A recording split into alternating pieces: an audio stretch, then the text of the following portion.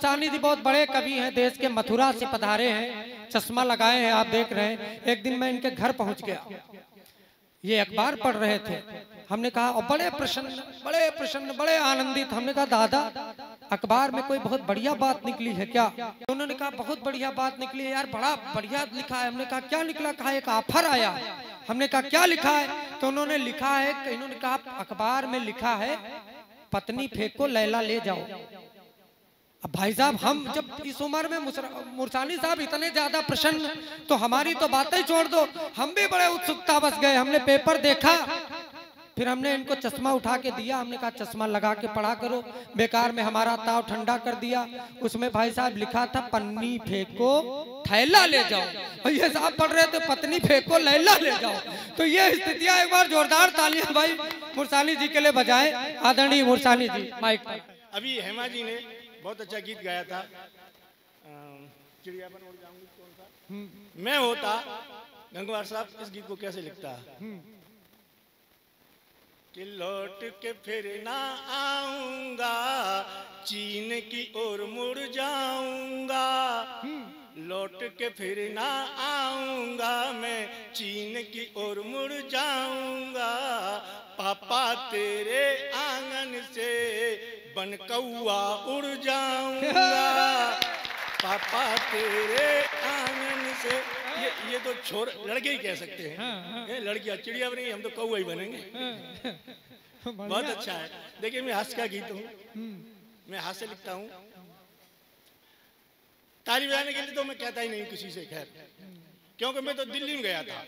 तो मैंने कहा, सभी श्रोता दोनों हाथ उठाएं, ताली बजाएं। बहुत सारे श्रोताओं ने दोनों हाथ ऊपर उठाए, ताली बजाई। भाई साहब सच कहता हूँ, कम से कम 60-70 लोगों की यहाँ से उड़ गई। तो मैं क्यों नुकसान कराऊं किसी का? मैं उस दिन से ताली बजाने के लिए कहता ही नहीं। मैंने तो ताली बजाने का एक कोड वर्ड बना रखा है। जब मैं ऐसे करूं, समझ लो तुम्हें ताली बजानी है। मैं तो परसों आ गया उत्तराखंड में, वहां तो अब भी इतनी ठंड पड़ रही कि जो कभी आता, ठंड से उसकी आवाज जम जाती माइक पे, और वो माइक पे आके बोलता।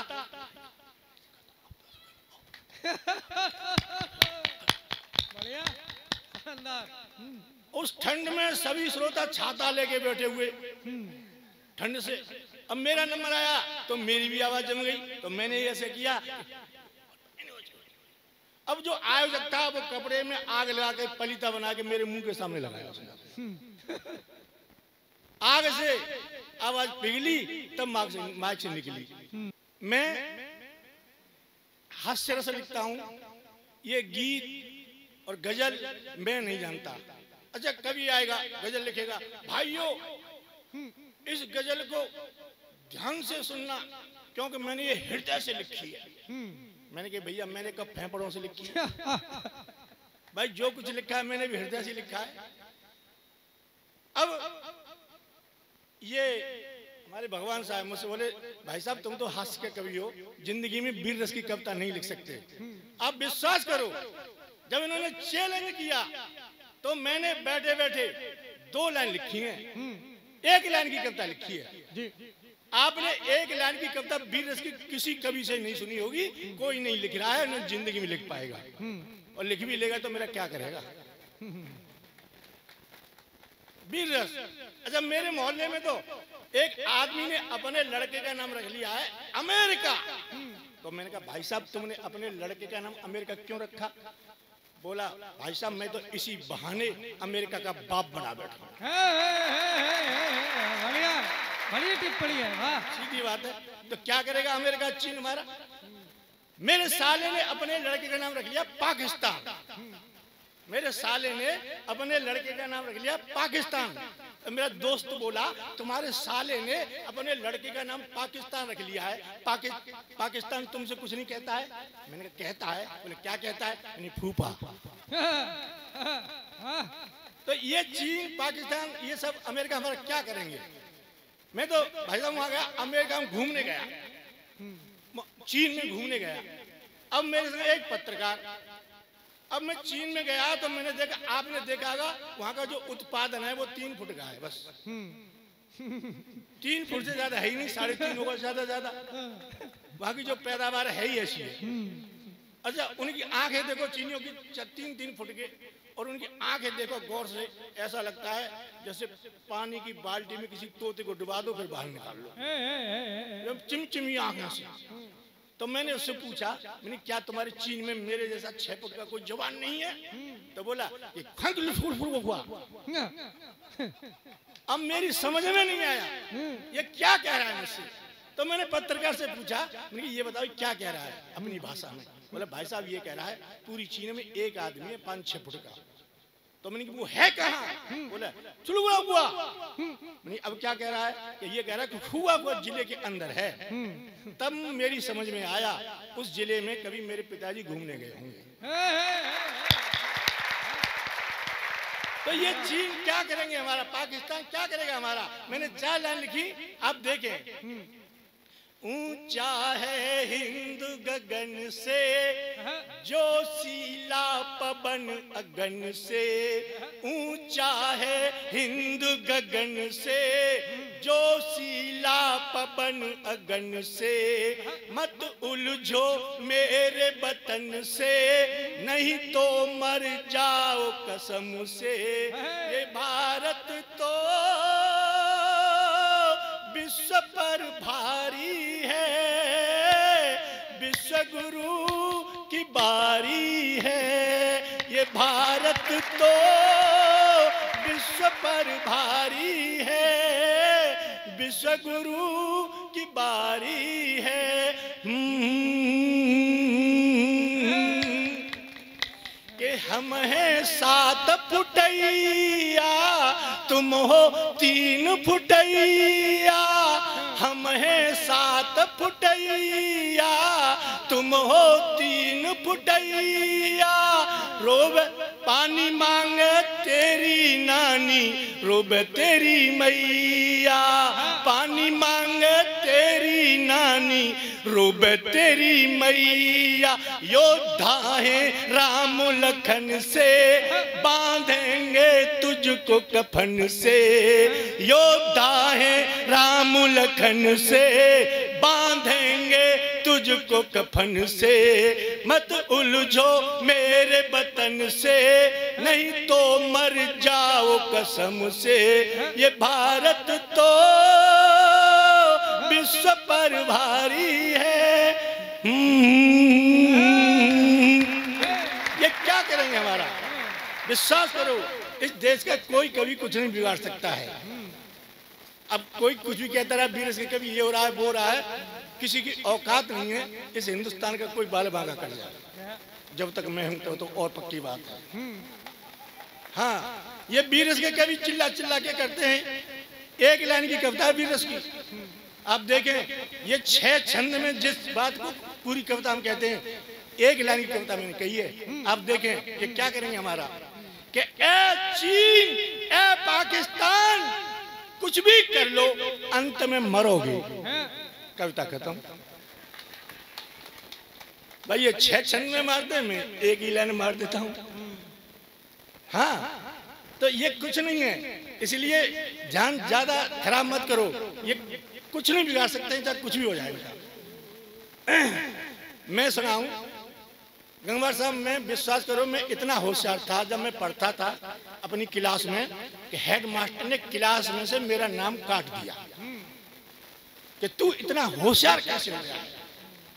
बचपन में मेरे पिताजी मुझे विद्यालय में जमा करने के लिए ले गए। हाँ, जब हमारे जमाने में जमा करने ले जाते थे, बोले इसे जमा कर लो।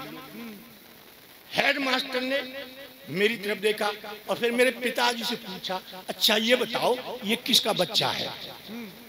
तो मेरे पिताजी बोले कि आपका ये। अब मुझे बड़ी शर्म लगी, मैं अपने बाप का मास्टर से कह रहे आपका। ओ मैंने शर्म से नीचे को गर्दन कर ली। हेडमास्टर मुस्कुराया, मेरी तरफ देखा और बोला बताओ ये किसके पिताजी हैं। मैंने कहा आपके ही हैं। अब तो हेडमास्टर और गुस्सा हो गया, ले जाओ इसे मैं नहीं पढ़ा सकता, इसे तो कोई गधा ही पढ़ा सकता है। मेरे पिताजी बोले इसीलिए तो मैं तुम्हारे पास में लेके आया हूं। अब तो हेडमास्टर और गुस्सा हो गया, मुझसे बोला तू साइंस जानता है? मैंने कहा जानता हूं। बोले एक सवाल बता। मैंने कहा पूछो। मास्टर ने मोमबत्ती जलाई, बोला बता मोमबत्ती में प्रकाश कहां से आया? मैंने मोमबत्ती में फूंक मारी, बुझाई, मैं बोला बता कहां गया? मैंने कहा मास्टर जी ये प्रकाश जहां गया है ये वहीं से आया। अब वो मास्टर कह रहा तू गलत जवाब दे ले, मेरा भी नाम रतनलाल मास्टर नहीं, कल तेरी कॉपी पर 2 गोल गोल अंडे नहीं दिए तू इतिहास जानता है? मैंने कहा जानता हूं। बोले बता हिंदुस्तान की जनसंख्या क्यों बढ़ रही है? हिंदुस्तान की जनसंख्या क्यों बढ़ रही है? मैंने कहा मास्टर जी इसका तो तुम्हें ही पता होगा क्योंकि तुम ही शादीशुदा हो। भाई हम तो बच्चे हैं, हमें क्या पता? तुम मास्टर हो, तुम ही बता दो हिंदुस्तान की जनसंख्या क्यों बढ़ रही है। सुन बेटा मैं बताऊं? मैंने कहा बताओ। सुन, इस हिंदुस्तान में 1 मिनट के अंदर एक महिला एक बच्चे को जन्म दे रही है, समझे? इस हिंदुस्तान में 1 मिनट के अंदर एक महिला एक बच्चे को जन्म देती है। मैंने पूछा मास्टर जी वो कौन सी महिला है जो 1 मिनट में एक बच्चे को जन्म देती है? क्या उस महिला को मुझे दिखाओगे? मास्टर कह रहा तेरी समझ में नहीं आ रहा है। तो मैंने कि समझाओ। समझ बेटा, मेरा मतलब ये है जितनी देर में तू अपनी एक सांस खींचता है उतनी देर में हिंदुस्तान में एक बच्चा पैदा हो जाता है। तो मैंने अपनी सांस रोक ली। मास्टर बोला क्या कर रहा है? मैंने कहा एक भी पैदा नहीं होने दूंगा, एक भी पैदा नहीं होने दूंगा। तभी दूसरा विद्यार्थी आया और दूसरा विद्यार्थी कर रहा। मास्टर बोला तू क्या कर रहा है? कि जल्दी जल्दी गिन मैंने कितने पैदा करके फेंक दिए। मैं भारत को चीन बना रहा हूं, मैं भारत को चीन बना रहा हूं। तो मास्टर कह रहा तू गलत जवाब दे ले, मेरा भी नाम रतनलाल मास्टर नहीं, मेरा भी नाम रतनलाल मास्टर नहीं, कल तेरी कॉपी पर 2 गोल गोल अंडे नहीं दिए तू। अच्छा ये बता जब हम मक्का भूनते हैं तो कढ़ाई में से मक्का के दाने क्यों उछटते हैं? मैंने कहा तू कढ़ाई में बैठकर देख तो ये अपना पता लग जाएगा। तू गलत जवाब दे ले, मेरा भी नाम रतनलाल मास्टर नहीं, कल तेरी कॉपी पर 2 गोल गोल अंडे नहीं दिए तो। अंत में एक सवाल और बता। मैंने कहा पूछो।